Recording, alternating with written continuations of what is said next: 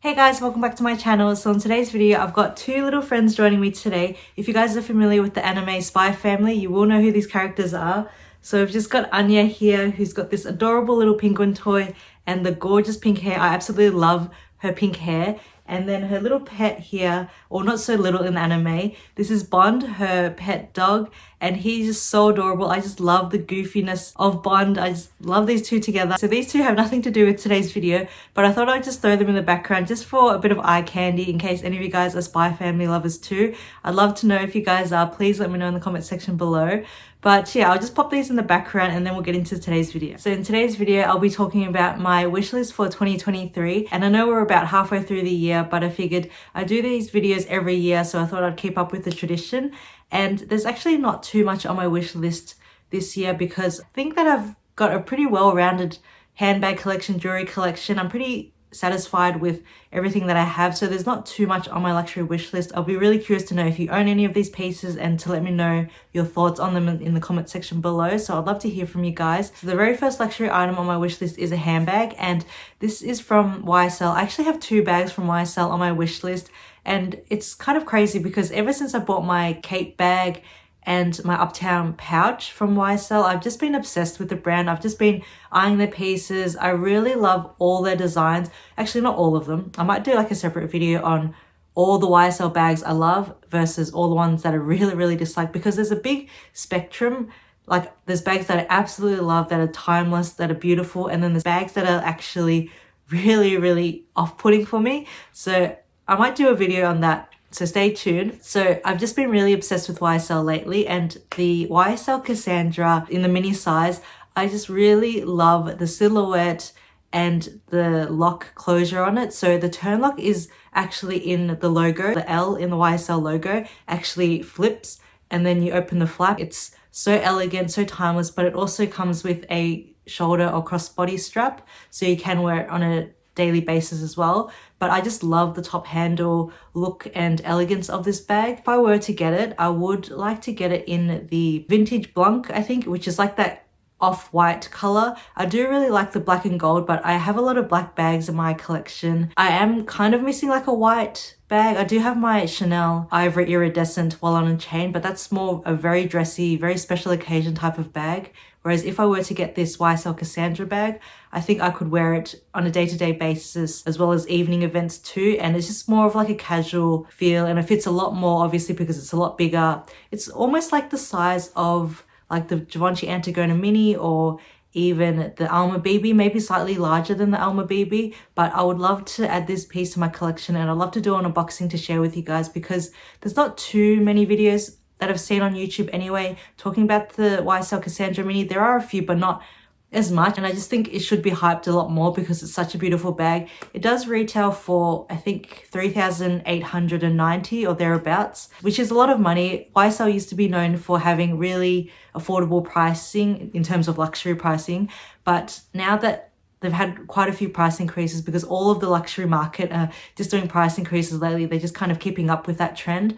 And yeah, so almost $4,000 for the mini size. I don't know if like Farfetch or My Teresa still do sales on YSL bags. I know they did like previously a few years ago before the pandemic. If you guys are any wiser, please let me know in the comment section below. Do sites like Farfetch and My Teresa still offer discounts on YSL bags?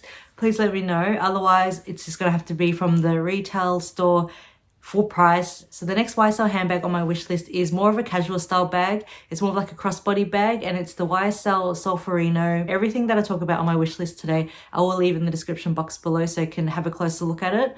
But I think I would like it in the medium size. I've looked at the small one and it's quite small, and for an everyday style casual bag, I would want to fit a lot more in it. So I would go for the medium size. And the main reason why I really love this bag, it's very simple, but I just love that YSL lock closure. It's got the same lock closure as the Cassandra bag, where the L of the YSL logo moves and then you can flip open the bag. I just think that's really unique. I just love those kind of like little touches that luxury brands add to these handbags. So yeah, The lock closure is a big pro for me. Like I absolutely love that. But also the style of it is also very satchel-like, and I just really like that style. My mum actually had a very similar style vintage bag that I used when I was overseas on exchange. I use that every single day. It fits so much, all my essentials, and it was just such a great travel bag. Like it was a crossbody bag, so I had it in front of me so it was safe.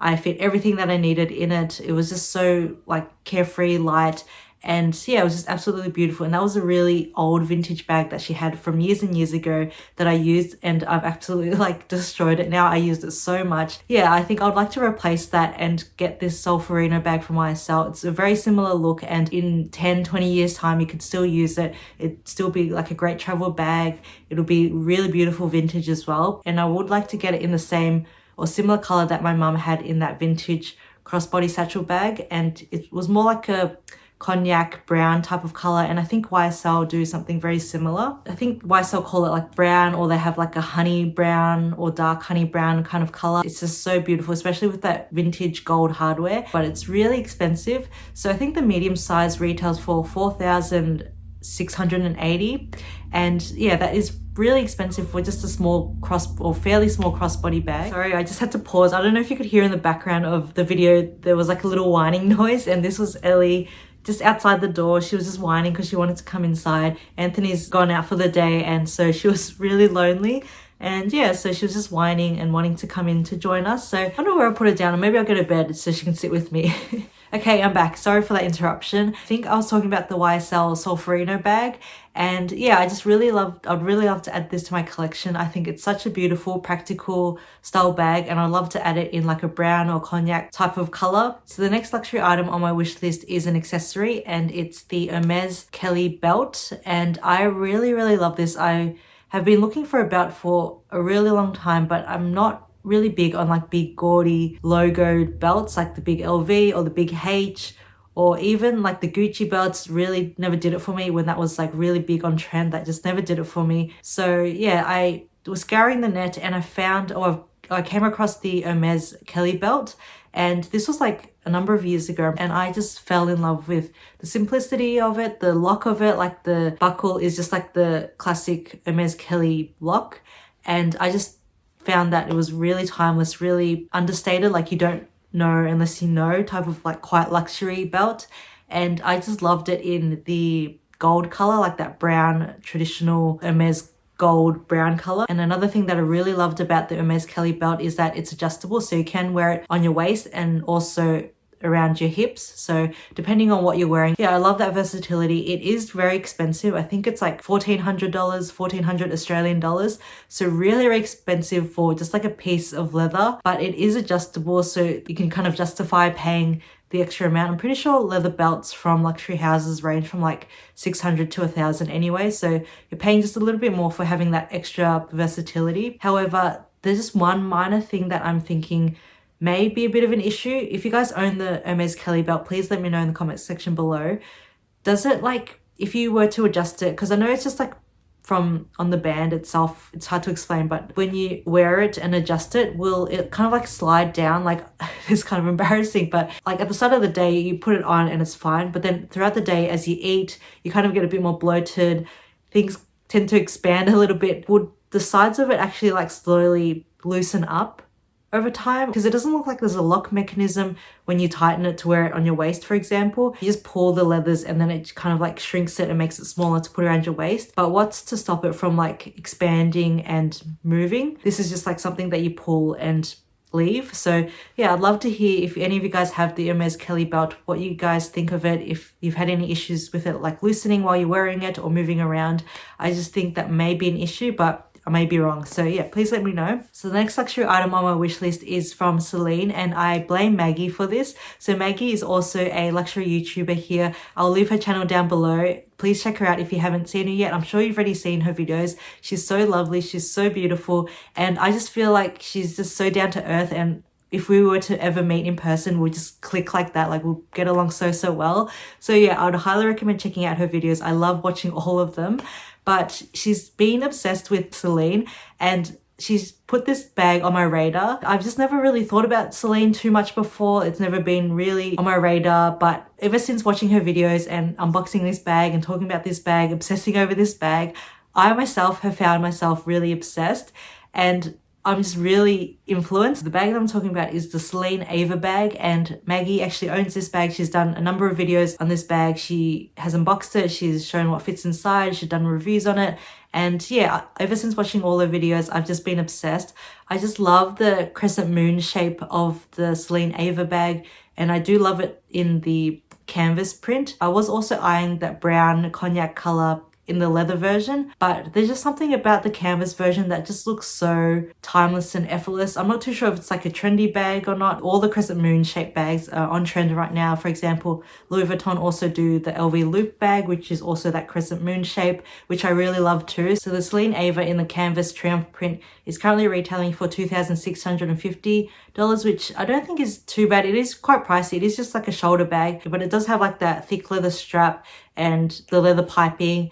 And it is Celine. Celine is very known for having very expensive pieces. I'm pretty sure like the Louis Vuitton loop bag, which is also canvas, retails for $3,500. So yeah, like $1,000 difference between the two. I think I'd rather go for the Celine Ava bag. Yeah, the Celine Ava bag is on my wish list because of Maggie, but also it is a really beautiful bag, and I know a lot of people love it too. I know a lot of people own it and have done reviews and videos on it as well. I've just been like binge watching all Celine Ava bags, and that's when you know you really love a bag, when you like spend all your free time binge watching and researching a particular bag. So the next luxury item on my wish list is from Cartier, and I know I just recently got the Cartier Justin Clou bracelet for my birthday just a couple of months ago.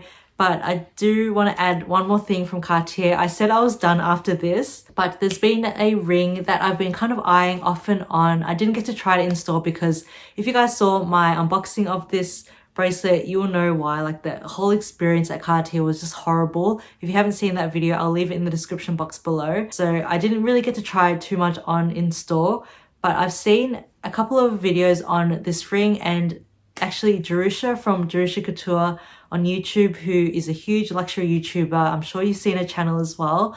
She did an unboxing of this a few months ago, and when she unboxed it, I was like, that is such a beautiful ring. Like that put the ring on my radar. I've kind of noticed it here and there, and previous times I've gone into the boutique, the sales associates have shown me the ring or shown me the collection, and I've just been like, oh yeah, it's cool, it's edgy, but not really my style, so I didn't try it on. But when Jerusha unboxed it and wore it and rocked it, I thought it was absolutely stunning, and I just thought I have to add it to my collection. And I started doing research, seeing how much it was and seeing other videos and reviews on it.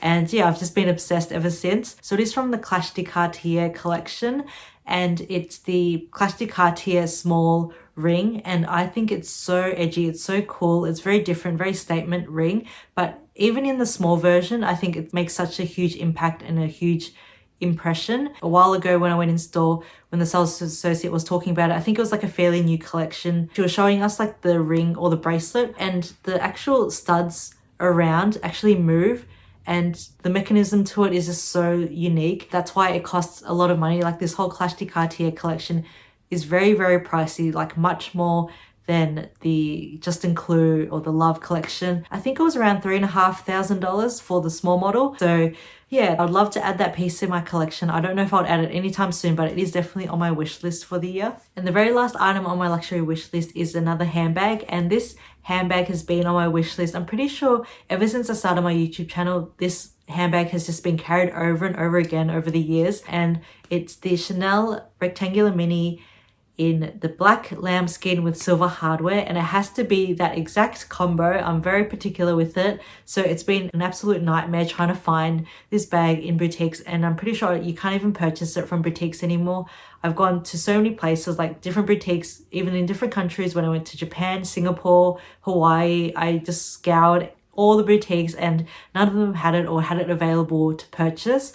So yeah, that has been really, really annoying, and it's been so hard to even, like on the pre-loved market, I honestly wouldn't mind having a pre-loved version, but even on the pre-loved market, it retails for well over the retail price, which is ridiculous. I'm not too fussed about the condition. I'm happy with it having some form of wear on it, but even on the pre-loved market, there's not much especially in the silver hardware. There's a lot, I've seen quite a few more in the gold hardware, but not in the silver. And I have seen a couple on Fashion File as well, but the only thing with Fashion File is it's all in USD. If I was to purchase it, it would be in USD, and I would also have to pay import fees and taxes on top of it, which is a lot of money. Like the US dollar is a lot stronger than the Australian dollar at the moment. So something that costs like $5,000 in US would cost like nearly $8,000 in Australia. And then on top of that, paying like the import fees and taxes would just be ridiculous and absolutely not worth it. I absolutely love Fashion File. I have purchased from them before, but that was years and years ago when the Australian dollar wasn't so bad. If you guys are in Australia, know any pre-loved stores that have this Chanel rectangular mini, please let me know in the comment section below or DM me on Instagram. I'm really, really desperate for this bag. I think this would be like top priority on my wish list. But yeah, that is my whole updated luxury wish list for 2023. I really hope you guys enjoyed it. If you did, please don't forget to like and subscribe to my channel. It really helps support my channel and help others discover my channel as well. So yeah, I really appreciate it. And until next time, take care and I'll see you in my next one. Bye.